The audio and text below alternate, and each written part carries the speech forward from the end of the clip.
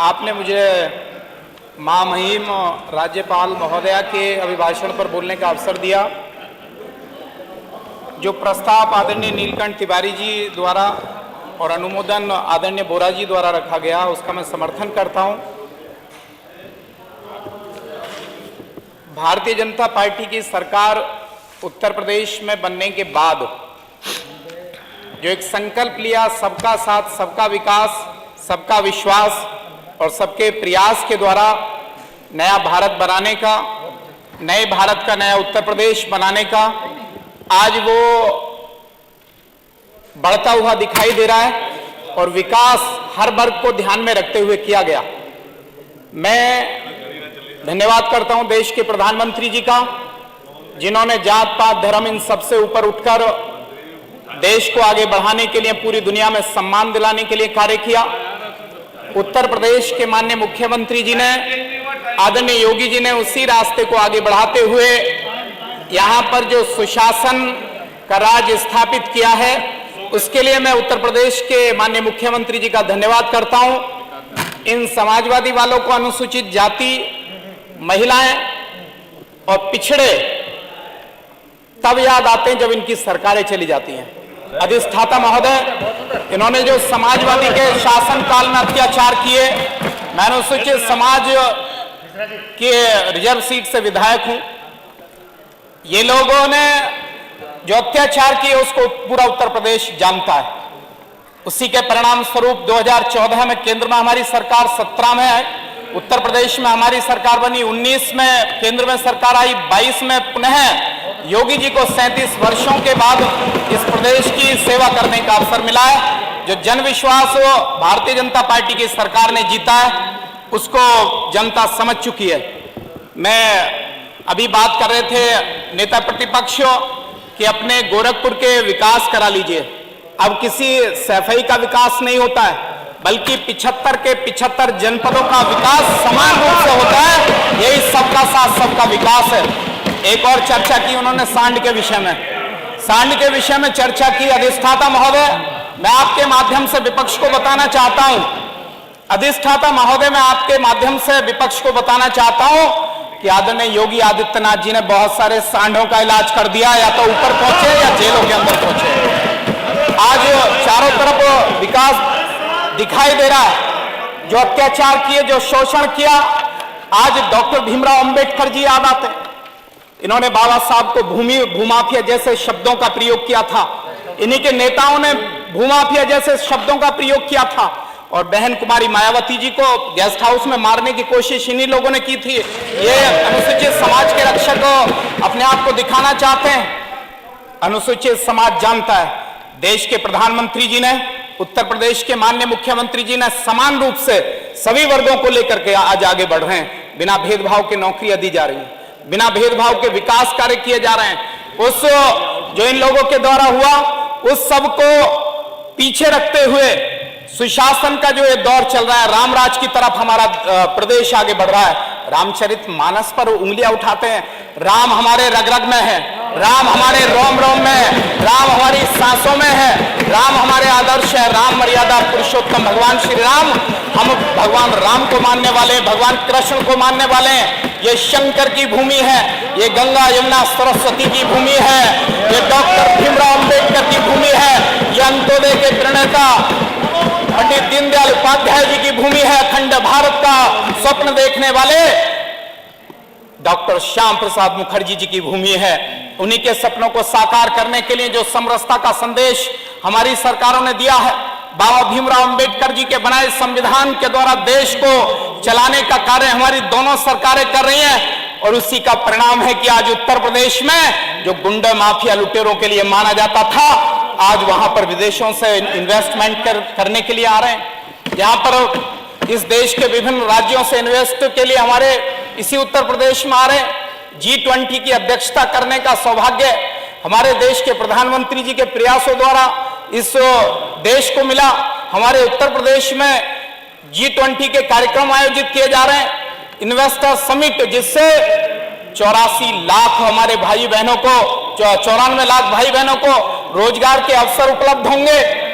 क्योंकि हम सबको साथ लेकर के चलना चाहते हैं, हमारी सरकार सबको साथ लेकर के चलना चाहती है। मैं धन्यवाद करता हूं। कांवड़ यात्रा पर रोक लगाने का काम इन्हीं लोगों ने किया था। हरिद्वार से जो कांवड़ लेकर आते थे उनके ऊपर थूका जाता था। समाजवादी की सरकार में कांवड़ को खंडित करने का काम किया जाता था। आज उनकी तरफ एक उंगली उठाकर देखने की भी किसी की हिम्मत नहीं है। ये योगी राज है। ये आज हम अपनी धर्म, अपनी संस्कृति, अपनी विचारधारा, अपने पर्यटनों को विकास के लिए जो पूरे प्रदेश के अंदर एक सुशासन का राज्य स्थापित हुआ है, मैं बधाई देना चाहता हूं उत्तर प्रदेश के माननीय मुख्यमंत्री जी को इसके लिए।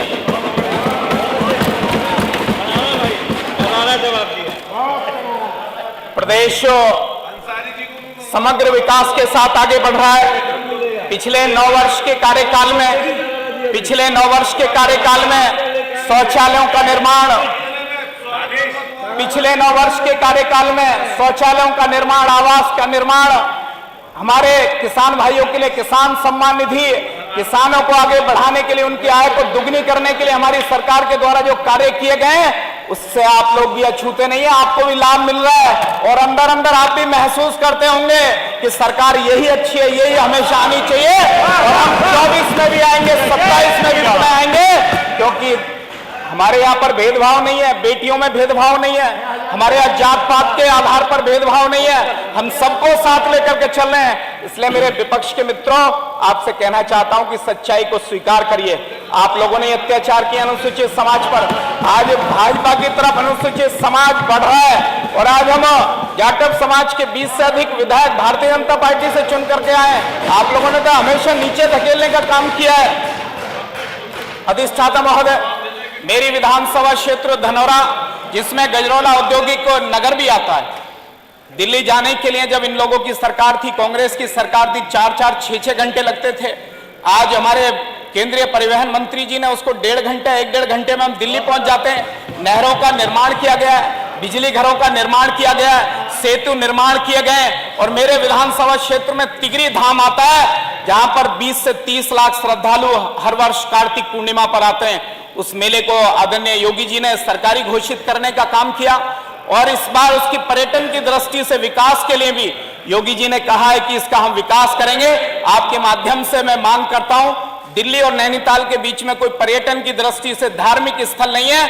हमारे पास पूरी 9 किलोमीटर की पट्टी है। यदि हम इसको पर्यटन की दृष्टि से विकास करते हैं तो हजारों युवाओं को, हमारे भाई बहनों को रोजगार के अवसर उपलब्ध होंगे।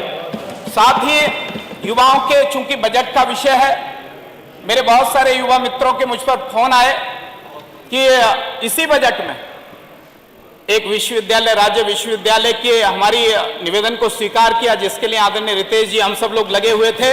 इस बार 50 करोड़ रुपए की व्यवस्था भी इस बजट में की। उसके लिए मैं अपनी सरकार का बहुत धन्यवाद करता हूं। और साथ ही चूंकि कांवड़ हरिद्वार और ब्रजघाट से बड़ी संख्या में आती है, मैंने भी इस बार तिगरी धाम से 2500 युवाओं के साथ मेरी कांवड़ राष्ट्र के नाम हमने वहां से शुरू किए और अपने युवा मित्रों के साथ हम 30 किलोमीटर पैदल चलते हुए अपने धार्मिक स्थलों पर उसका जलाभिषेक किया था। मैं उसकी पर्यटन की दृष्टि से विकास के लिए, और साथ ही चूंकि जाम की स्थिति कई बार उत्पन्न हो जाती है, तो मैं तिगरी से गढ़ को जोड़ने वाले गंगा जी के पुल के निर्माण की भी मांग करता हूं। साथ ही गजरौला में ट्रॉमा सेंटर की स्थापना के लिए मांग करता हूं। बहुत सारी दुर्घटनाएं होती रहती हैं, इन लोगों ने तो मांगा नहीं। ये कैबिनेट मंत्री रहे हमारे जनपद से, कही गई। आदरणीय अख्तर जी बैठे हैं यहाँ पर, कमाल अख्तर जी, आदरणीय महबूब अली जी बैठे हैं। 7-7 लाख लेकिन ये करा नहीं पाए। मुझे पूर्ण विश्वास है कि हमारी सरकार, आदरणीय योगी जी गजरौला में ट्रॉमा सेंटर बनवाएंगे। आपसे मांग करता हूं कि ट्रॉमा सेंटर गजरौला में अति शीघ्र बनवाया जाए और गजरौला के अंदर ही मेडिकल कॉलेज की स्थापना हो, इसके लिए मैं मांग करता हूं। आदरणीय अधिष्ठाता महोदय, दड़वट ठेठ से लेकर शेरपुर तक 10.5 किलोमीटर हमारा तटबंध बन चुका है। थोड़ा तटबंध शेष है, उसको अति शीघ्र पूरा कराने के लिए मांग करता हूं। जो हमारे यहाँ गौवंश के लिए 2 गौशालाओं के निर्माण की भी मैं मांग करता हूं।